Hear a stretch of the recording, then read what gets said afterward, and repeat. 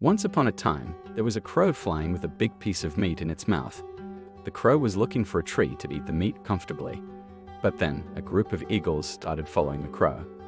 The crow got scared and flew higher and faster to escape them, but the eagles kept following. The crow couldn't get away from them. While flying over a village, the crow saw a monk sitting and meditating.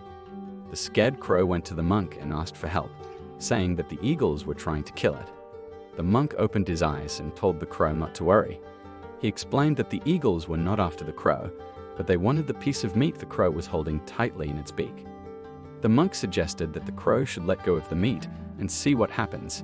However, the crow didn't want to give up its prized possession. Just then, the eagles came closer, so the crow flew away and kept flying high in the sky. The eagles continued to follow. After a while, when the crow couldn't fly any higher and the eagles were about to catch it, the crow followed the monk's advice and dropped the piece of meat. Immediately, the eagles stopped chasing the crow and went after the falling meat instead. The crow felt relieved and went back to the monk to thank him for saving its life. The monk explained to the crow that sorrow and pain only stay with us as long as we hold on to them. By understanding the cause and letting go of our attachment to it, our sorrows and pain will end. The crow understood the meaning behind the monk's words, expressed gratitude, and realized that the piece of meat had caused its troubles. Just like in the story, the bad habits in our lives are the cause of our sorrows. However, we sometimes hesitate to let go of them because we think they bring us pleasure. But we must understand that holding on to these bad habits will only prolong our suffering. For example, if someone has a stomachache but continues to eat junk food, how can they get better?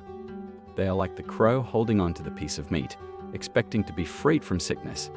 Similarly, a lazy person cannot expect to succeed in life unless they give up their habit of laziness.